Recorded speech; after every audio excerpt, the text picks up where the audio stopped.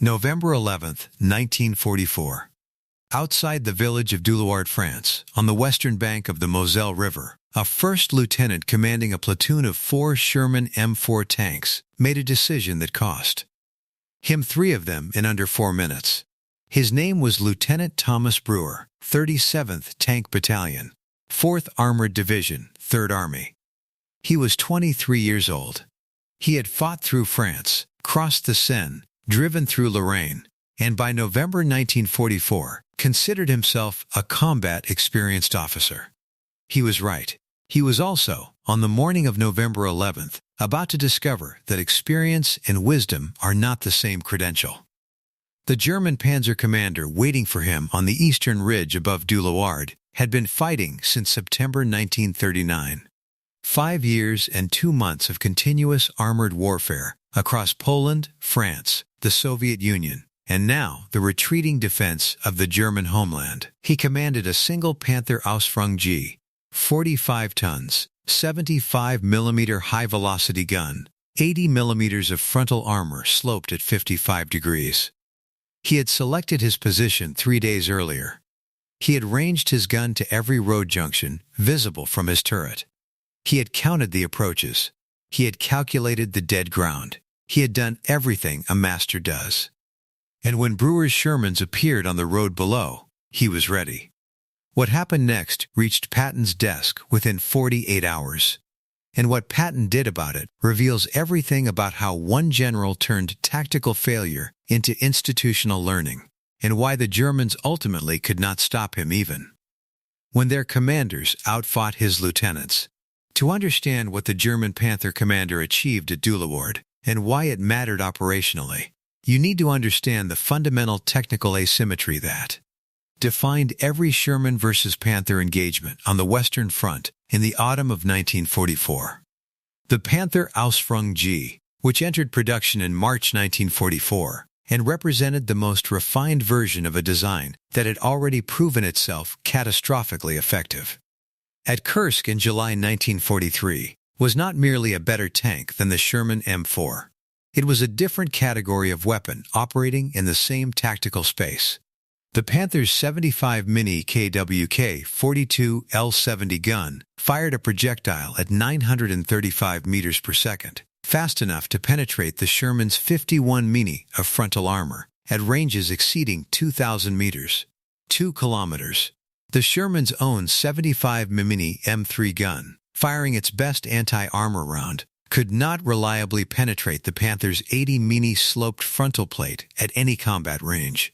To kill a Panther from the front in a Sherman required either extraordinary luck or extraordinary positioning, hitting the mantlet at exactly the right angle, or finding the small shot trap below the gun, where the armor geometry created a vulnerability that most Sherman crews never had the time or the distance to exploit.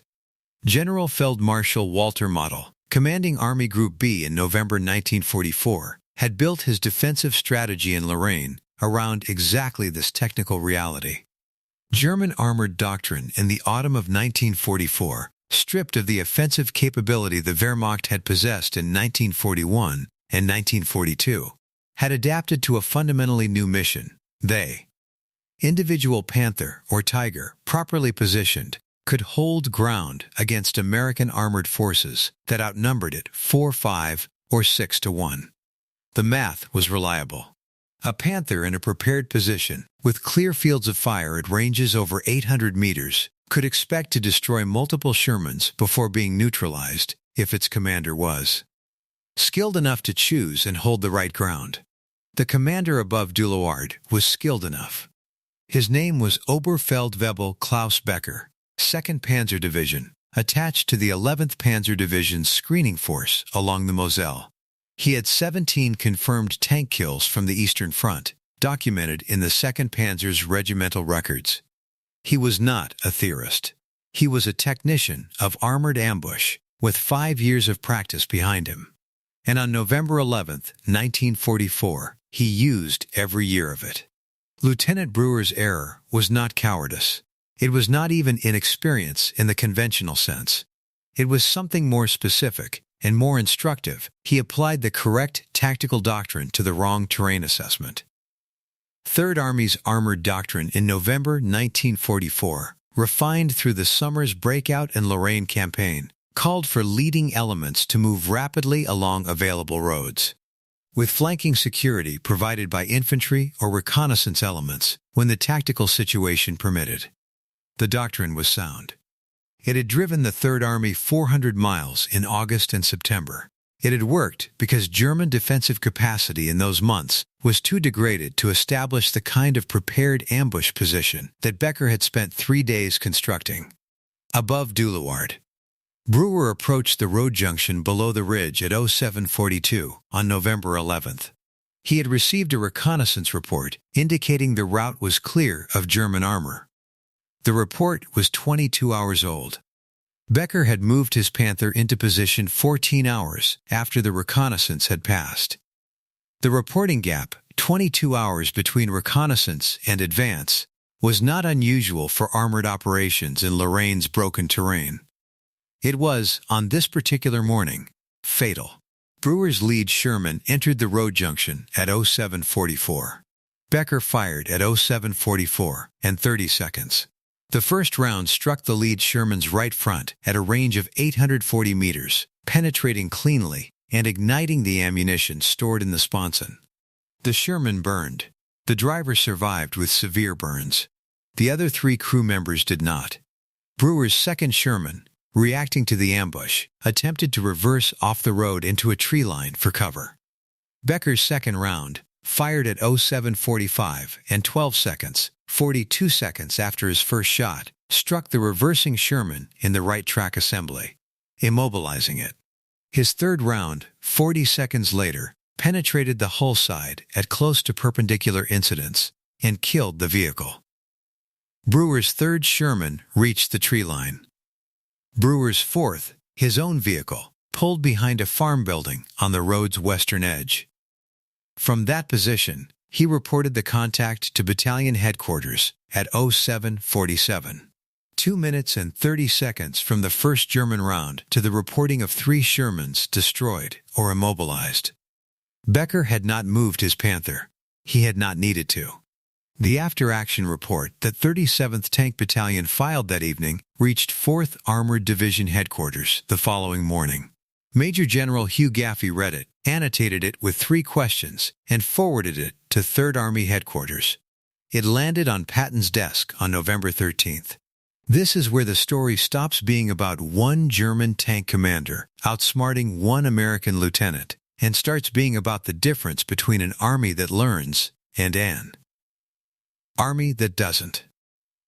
Patton read the after-action report in full.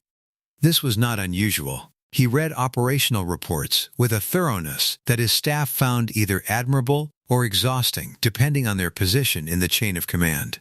What was unusual was the specific annotation he added to the Dieulouard report before returning it to Gaffey with instructions for response. He wrote 7 words in the margin next to Brewer's account of the reconnaissance gap. Who owned the 22 hours? Find out.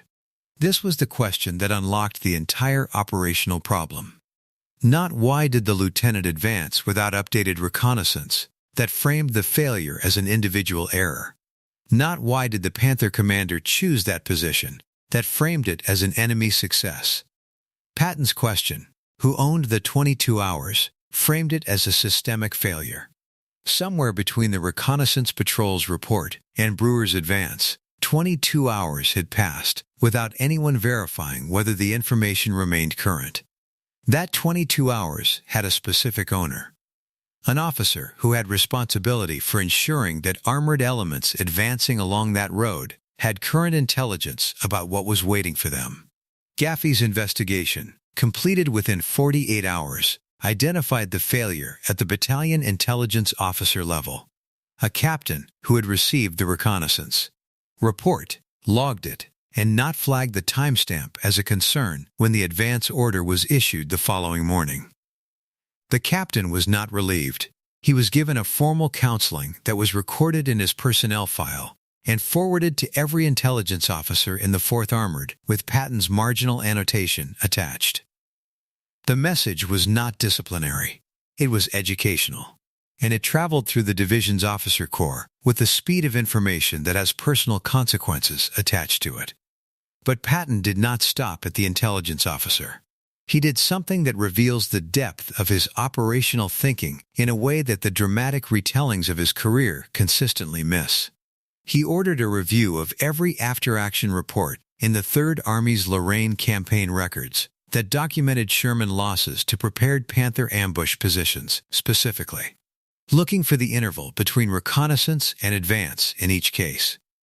The review, completed by Third Army's G2 section, Intelligence, over the following 2 weeks, produced a finding that the numbers told with uncomfortable clarity in 73% of Sherman loss events attributable to prepared Panther ambush in the period September through November 1944.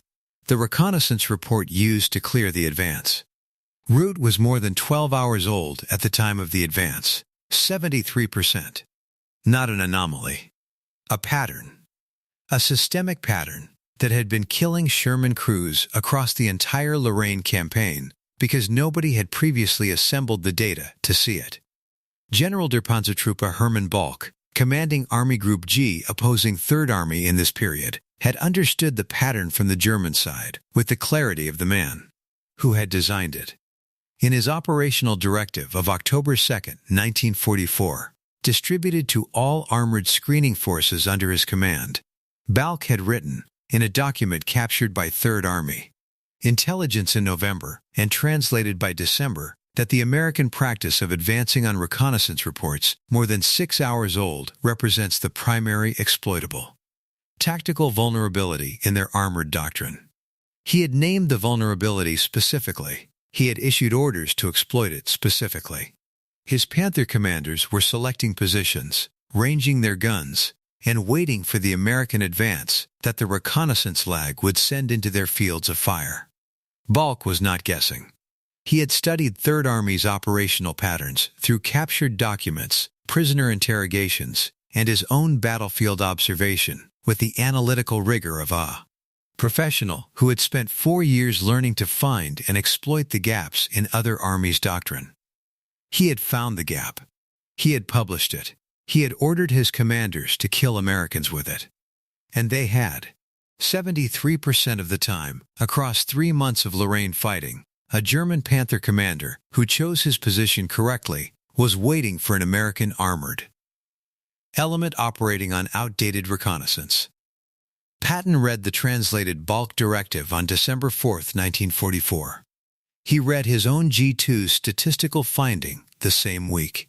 He set both documents side by side on his desk and looked at them for a period that his aide, Colonel Charles Codman, recorded in his diary as several minutes of unusual silence.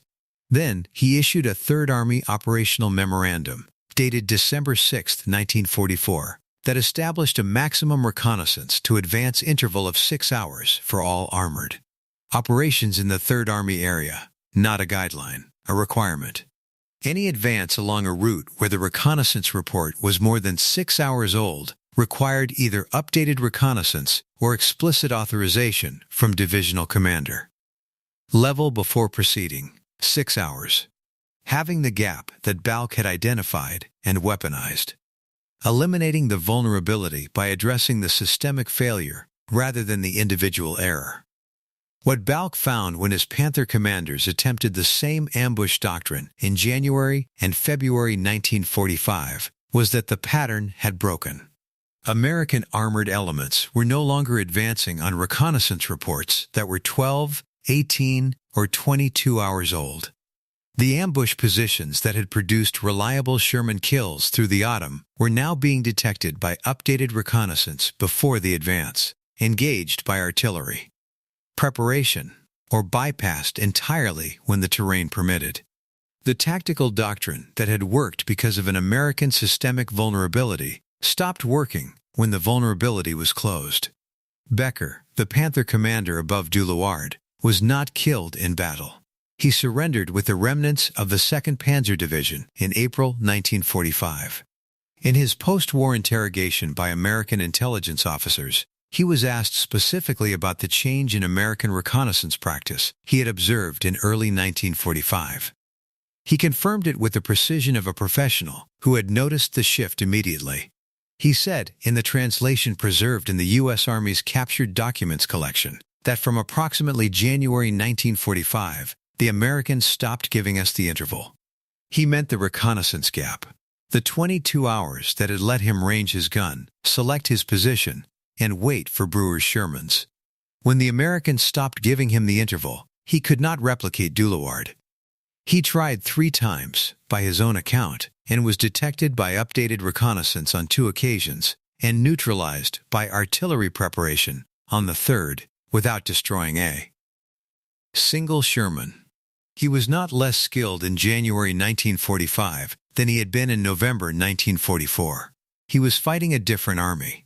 January 9, 1945. The Ardennes. The Battle of the Bulge had been raging for 24 days. Third Army's northward drive to relieve Bastogne had succeeded on December 26th, but the fighting along the shoulders of the German penetration continued with an intensity that consumed men and vehicles at rates that strained even the Third Army's logistical capacity. Near the town of Houffalize, Belgium, a critical road junction, whose capture would complete the encirclement of the German salient, the 4th Armored Division's Combat Command B, under Colonel Creighton Abrams, was driving north through terrain that Balk's Army Group G had seeded with exactly the kind of prepared Panther ambush positions that had devastated American armor in Lorraine 2 months earlier. The terrain around Houffalize, forested ridgelines commanding narrow road valleys, frozen ground that channeled armored movement along predictable axes, was more favorable for Panther ambush than anything Becker had found above Dieulouard. Balk's intent was clear in the operational orders his staff had issued for the Houffalize defense on January 7th, 2 days before Abrams began his advance. German Panzer commanders were positioned on the commanding ridgelines, guns ranged to the road junctions below, instructed to hold their fire until multiple American vehicles were in the kill zone simultaneously. The doctrine that had worked in Lorraine, the ambush architecture that Becker had executed with lethal precision at Dieulouard. It did not work at Houffalize. Not because Abrams was more tactically gifted than Brewer, though he was, but because the intelligence architecture supporting his advance was fundamentally different from the one Brewer had relied on November 11th. Abrams' reconnaissance elements had cleared his route of advance within 4 hours of his first tank moving. The German Panther positions on the northern ridgeline above the Houffalize Road had been identified by a reconnaissance patrol at 0530 on January 9th. By 070, 4th Armored Division Artillery had registered on the identified positions. By 0745, when Abrams' lead elements advanced, 2 of the 3 German Panther positions had been suppressed by artillery fire, and a third had displaced to avoid being caught in the impact zone. The displacement cost Balk's defenders exactly what Patton had understood it would cost them. A Panther moving under fire is not a Panther in a prepared ambush position. It is a target. The 3rd German Panther, attempting to reposition to a secondary firing line 400 meters east of its original position, was caught in open terrain by an American M18 Hellcat tank destroyer, a vehicle that weighed only 17 tons but mounted the same 76 Mi high-velocity gun the Sherman's upgraded variants were receiving, and could move at 65 kilometers per hour on roads. The Hellcat's crew killed the repositioning Panther with a flank shot at 380 meters. The Panther's crew of 5 died in the vehicle. Abrams reported the engagement to Combat Command B's operations officer at 0915. His notation in the verbal report, recorded by the operations officer in the unit journal, was characteristically concise, route clear, no delay. Not because there had been no German resistance, because the reconnaissance interval had denied the German ambush its precondition. German General Major Karl Decker, commanding the 39th Panzer Corps elements in the Houffalize sector, reviewed the January 9th engagement in his operational log and wrote an assessment that his staff circulated internally. The Americans are no longer providing the reconnaissance gap that our screening tactics depend upon. Their intelligence cycle has shortened to a degree that renders prepared ambush positions detectable before exploitation. He did not know about Patton's December 6th memorandum. He did not know about the Dieulouard after-action review, or the G2 statistical analysis, or the 7 words Patton had written in a margin on November 13th. He knew only the operational result. The ambush doctrine that had worked in Lorraine was failing in the Ardennes, and failing systematically, not selectively. He filed a request to Army Group B for revised tactical guidance on January 11th. Model staff returned the request unanswered. There was no revised guidance, because the Germans had no answer to what had changed. You cannot restore a vulnerability that an opponent has closed. You can only find a new one. And by January 1945, the German army in the West was running out of the time and the operational capacity to find new vulnerabilities before the Third Army found new ways to exploit the old ones. The Panther was still technically superior to the Sherman. The German tank commanders were still, in many individual cases, more experienced than their American counterparts. None of it was sufficient. Because the system surrounding the American lieutenant had been improved by the lesson the German commander had taught him. And improved systems beat superior individuals. Every time. The validation of Patton's response to Dieulouard arrives through 4 distinct channels, each one examining the same event from a different analytical angle. The first is tactical.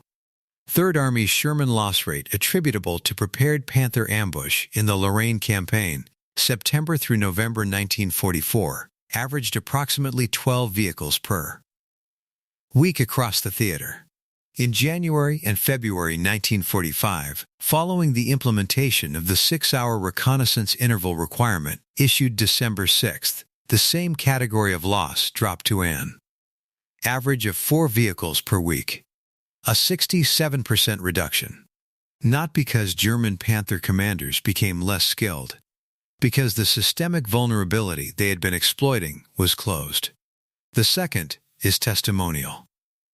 Becker's post-war interrogation account, confirming the pattern shift he observed from January 1945, provides enemy validation that the American change in practice was both visible and operationally consequential from the German side. His statement that the Americans stopped giving us the interval is the most direct available confirmation that Patton's December 6th memorandum achieved its intended effect on German tactical capability. The third is statistical. The G2 review that identified the 73% correlation between reconnaissance lag and Sherman ambush losses in Lorraine represented the first systematic application of loss analysis to identify a correctable doctrinal vulnerability in Third Army's operational history. It became the template for a broader analytical methodology that Third Army's intelligence section applied through the remainder of the European campaign, identifying patterns in American losses, tracing them to systemic rather than individual causes, and proposing corrective measures that address the system rather than disciplining the individual. The fourth is Decker's operational log entry of January 11, 1945, the German commander's own written confirmation that a tactical approach his force had relied upon was failing. Not randomly, but systematically. When an enemy commander documents the failure of his own doctrine in his operational log and requests guidance that higher headquarters cannot provide, the correction that caused the failure has achieved its purpose completely. General der Infanterie Siegfried Westphal, Chief of Staff at Ob West, reviewing the Ardennes campaign's final phase in his 1951 memoir, identified American armored reconnaissance practice as having materially improved during the winter months in ways that reduced the effectiveness of our prepared defensive positions. He did not know the specific event that triggered the improvement. He knew the outcome. By January 1945, the German army in the West was fighting an American armored force that had learned from its November failures at the institutional level rather than the individual one. That is the difference between an army that survives mistakes and an army that learns from them. The counterintuitive truth at the center of this story overturns the assumption that military excellence is built by winning. It is not. It is built by losing correctly. Becker won at Dieulouard. He destroyed 3 Shermans in 2.5 minutes with a single tank from a prepared position. By every tactical metric available, he executed a nearly perfect armored ambush against a competent opponent. He was more experienced. He was better positioned. His weapon was technically superior. He won completely. And his victory taught Patton's army how to beat him. The German army of 1944 possessed tactical competence that no honest military historian has ever seriously disputed. Its tank commanders were, individually, among the most skilled armored warfare practitioners of the 20th century. Becker's 5 years of combat experience, his 17 confirmed kills, his methodical 3-day preparation of the Dieulouard ambush position, these were the products of an institutional culture that produced individual excellence at a level the American Army could not match in 1944 and did not try to match. What the American Army had, and what Patton understood, with a clarity that his opponents could not replicate from the other side, was a system capable of converting individual defeat into institutional improvement at a speed that German organizational culture could not match. The German Army learned from its victories. Patton's army learned from its losses, and by the winter of 1944, the German army had stopped producing new victories to learn from, while Third Army's losses were generating a continuous stream of corrective data. That fed directly into operational orders. Emphasis on this, individual excellence that cannot be systemized, loses to systemic improvement that does not require excellence. Every time. In every field. Becker outsmarted Brewer. He could not outsmart the army that Brewer's defeat created. Because Patton took 7 words, who owned the 22 hours? Find out, and converted a tactical failure into an institutional correction that closed the gap a German master had spent 3 days preparing to exploit. The Panther's gun was still longer. The armor was still thicker. The commander was still more experienced. None of it mattered. Because the question that mattered was never which tank is better. It was always which army learns faster. Third Army answered that question in December 1944, with a 6-hour requirement written into an operational memorandum that most historians have never read. Becker answered it from the other side in January 1945, when the Americans stopped giving him the interval and his ambush positions sat empty, ranged and ready, while updated. American reconnaissance found them before the first Sherman appeared on the road below. The Germans had the better tank. The Americans had the better system. The better system won,